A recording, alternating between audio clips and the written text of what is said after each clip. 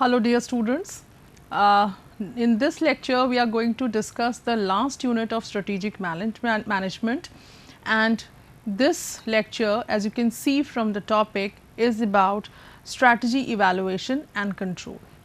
Now you have studied the entire paper of strategic management and we have discussed the process involved in the formulation of strategies, and this is the last step in the design of strategies.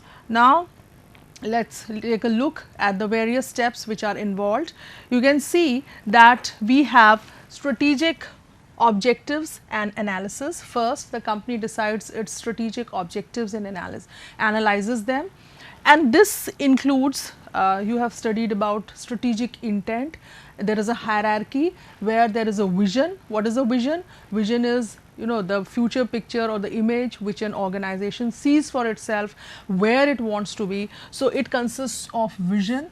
Then mission is that how it is going to define itself, how it is going to reach to the vision. So that would be there. Then the core values which will guide it in this entire process, that will be the values. And then the organization also goes for the environmental analysis and its own internal analysis as well, wherein it does the strengths, weaknesses, opportunities and threats analysis, what we call as the SWOT analysis, and it also goes for the pestle analysis. You must have studied this analysis also, where P stands for political, E stands for economic, S stands for social, T stands for technological, E stands for ecological and L stands for legal factors. Then after its objectives are well defined, then it moves to the second step, and that is the step of strategic formulation. Now it tries to formulate its strategies.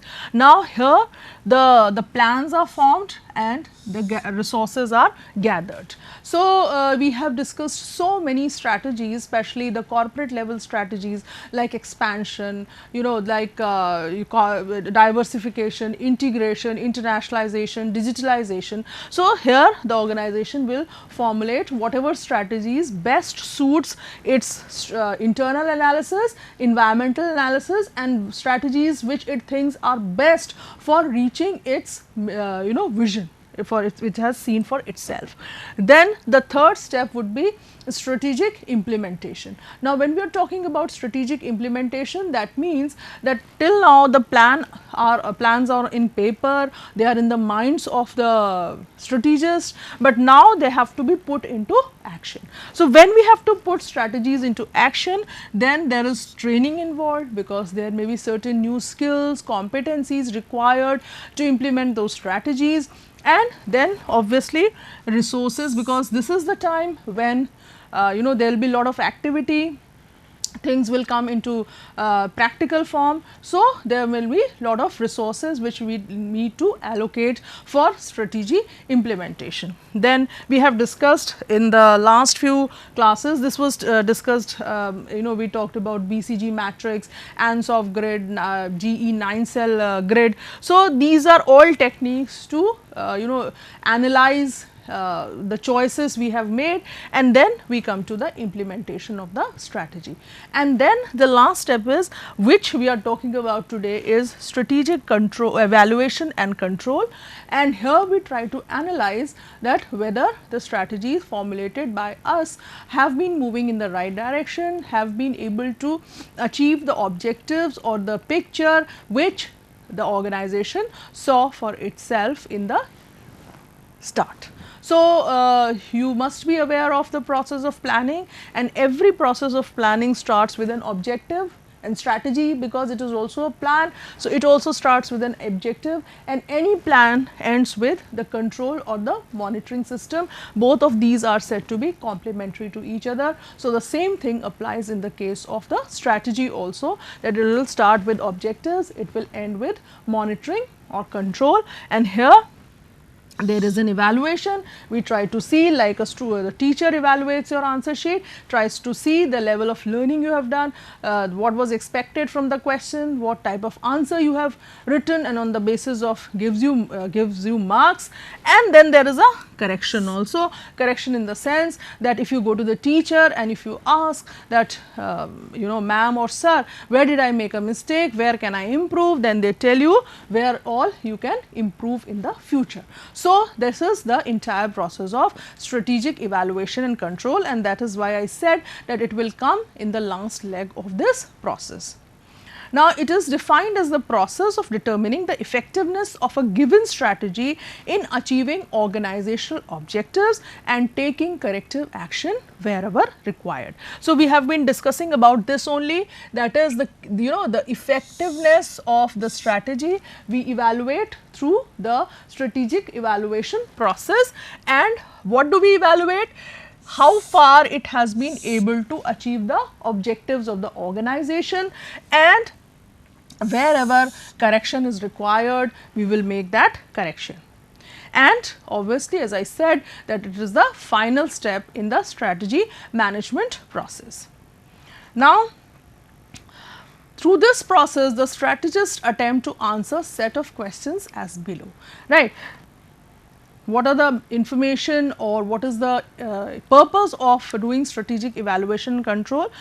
These are the few points which will help you to understand the importance of this process, or what results we like to get from this process. The first is, are the premises made during strategy formulation proving to be correct? Now, here the word premises is used. Now, many of you may be knowing what premises is, but I will again try to explain what premises is. When we are formulating any plan, then we are formulating it for the future. Now, future is very uncertain. So, if we keep on assuming that this will change in the future, that will change in the future, this is not going to be the same, then what will happen? We will never be able to formulate the strategy, because nobody can see the future in its entirety. People can forecast, but nobody can say with 100% surety that this is going to be the face of the future, right. So, what do? When we make a plan, then we set certain assumptions. So, premises are assumptions. We assume that, for example, in any principle of or in any law of science or economics, there are certain assumptions.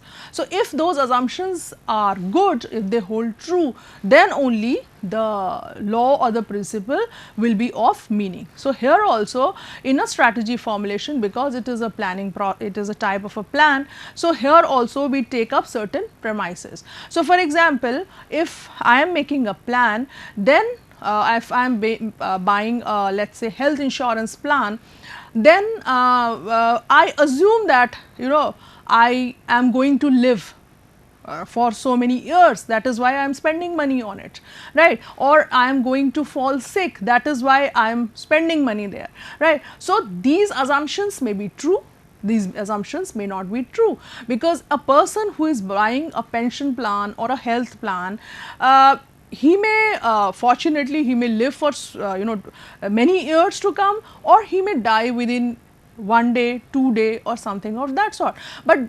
But plans will hold good only when the assumptions or the premises on which they were set are true. For example, we expect that in the near future, digital education will be very, very popular. So, as a business, I try to acquire a company which is into digital education. So, what will happen? I acquire that company, and as a result of that, I have spent money and I am thinking that my portfolio has increased. What is the assumption here? The assumption is that digital education is going to be it is going to gain a lot of popularity, it is going to be in much demand in the future. But suppose what happens that during this time we are going only for digital, I mean most of the institutes have gone for digital online education. Now what happens as a result of that? Students, parents, teachers, they are fed up of and they say it is fine, it is an add-on, but it cannot be substitute for regular offline class mode, right. So, what will happen?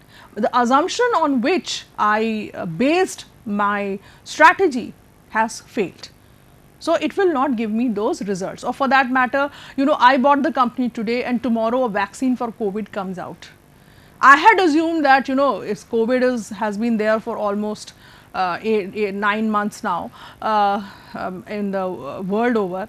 So, if I assume that if it has been for 9 months, probably it is not going to go very soon. So, I have bought that digital education company, but tomorrow a vaccine comes or a medicine comes in the market, and my plans go topsy-turvy because the premise on which my strategy was based has proved to be wrong. So, a strategic evaluation control process helps us to determine from time to time whether the premises or the assumptions still hold good or not. Then next is the strategy guiding the organization towards its intended objectives. This also we have to see, because if the strategy is not going in the line of the objectives, it is deviating, right? It is moving to some other line and certain other objectives are being pursued rather than the objectives for which we formulated the strategy is a failure. Then is there a need to change or reformulate the strategy? Obviously, if the strategy is not delivering the desired results, it is not moving in the direction of objectives, then this evaluation process will also help us to determine whether we need to design another strategy. Then how is the organization performing? As a result, why did we formulate the strategy? We formulated the strategy so that the organization performance improves in the future. So, is it really that the organization's performance is improving, or we are just assuming, or we are just feeling that it is improving? Even if without the strategy also this much of performance could have been gained. So, that also the evaluation process helps us to understand. Then are the time schedules being adhered to? In business, it is time is money. So, everything which is delivered on time, everything which is available on time, whether it is information, whether it is a product, whether it is a delivery, after sales service, anything, timelines are very important. So, strategic evaluation and control process also helps us to know whether we are sticking to the schedule or not. Are the resources being utilized properly? Because when you come to know that whatever benefits or whatever returns you are getting from this strategy, when you calculate those returns and then you compare them with the cost, then you realize, okay, revenues have increased from the last year, but the cost also has increased. Then you realize the strategy is not giving you benefits, actually it is creating a loss for the organization. Then what needs to be done to ensure that resources are utilized properly and objective met? So, we talked about corrective action, we talked about modifications in the strategies, either the entire strategy has to be redefined, reformulated, or it has to be tweaked here and there so that we can meet our objectives we had formulated at the start of the planning process. Now, in an organization, control may be exercised at 3 stages of an action. There can be 3 stages and at which control can be exercised. The first is what we call as the feedback control, which is very, very common. When do you receive a feedback? Once the performance is over, right? You have written in the exam, you have written in your internal tests, and after that, after a few days, you get marks, you get to see your answer sheets many times. So, that is a feedback control, that is when a control measure is exercised after the activity has taken place, then it is a feedback control. It is always past oriented. That means evaluation of results of the action, taking corrective actions after the action is completed. So, here this is important, after the action is completed, so that the same time of action produces desired results in the future. But this time whatever mistake we have done, we can learn lessons from the future, but in a feedback control we cannot go back and improve it because the activity has already taken place. Second is the present time, current time control, which we call as concurrent, real time or steering control. Why it is called steering control? Because when we are driving a car, our hands are on the steering, and looking at whatever is happening around us, we move the steering, right. We do not first complete the activity and then go back and see that where we did a mistake, where an accident was done, where we did not turn properly or whatever, where our speed was high. We do it then and there. So, that is a concurrent or a real time control. It like for example, if you are cycling or something, it is a real time control. You cannot control after the activity has taken place. So, here the evaluation and the action and taking corrective actions during the operation of the action, right. So, for example, in a production in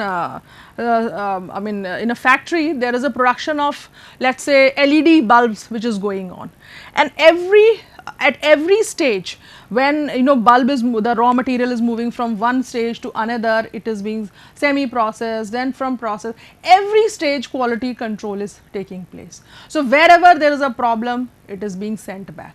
It is not like this. If we are checking all the bulbs later when they have been made, then it is a feedback control. But if we are taking the control in the real time, and when it is being at every stage we are monitoring its quality, then it is a concurrent or a real time control. And the last is obviously, it is a very proactive control. This will be a reactive control, this will be a proactive control, that when you try to take corrective actions even before an activity takes place, then it is a feed forward control. For example, you have heard the weather prediction and you know that it may rain today, so you have taken a raincoat or an umbrella with you, or you have cancelled your plan for picnic. So, that is what we call as a feed forward control. So, before the event even takes place, we have been tried to we tighten all the screws from wherever we feel that there can be a loose end, we have all tightened them. So, this is 3 stages. And then we come to the types of strategy control. The first is the premise control. We have discussed what premises are, the assumptions on which the strategies are based. So, premise control is the first type of strategy control. It is designed to check systematically and continuously whether or not the premises set during the planning and implementation process are still valid. So, we have discussed at length about it. So, we will be talking about here we will be talking about the environmental factors, the macro environmental factors, the micro environmental factors, we will be talking about the internal analysis, how many strengths, what are the strengths, what are the weaknesses. We will talk about we will assume that for example, if I am making a strategy to beat competition and I am making it for the next 1 year. So, what do I assume? I assume that there will be no new competitors. Whatever are the existing competitors, I am making a strategy in order to beat them, but I make a assumption that there will be no competitors, new competitors in the market. But can new competitors be stopped by me? No, they cannot be stopped. So, what happens? The premise on which, or the assumption on which my strategy has been formulated proves to be wrong. So, I end up in a loss.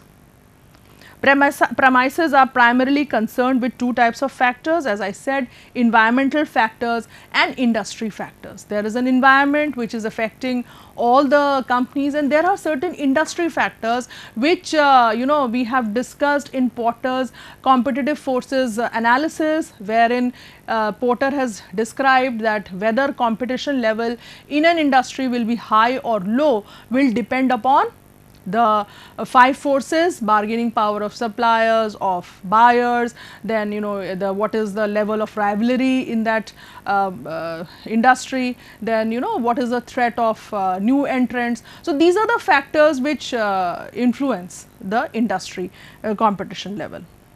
So, if any of these change, what will happen? The premises on which my strategy was based will also change. Second is the implementation control. Now, implementation control, in this, managers implement strategy by converting them into major plans. Now, once you formulate a strategy, then what do? The strategy is a huge thing, right? It will hold good for the next longer period of time. So, in order to implement that strategy, we have to make action plans, small action plans, and then we have to check milestones achieved.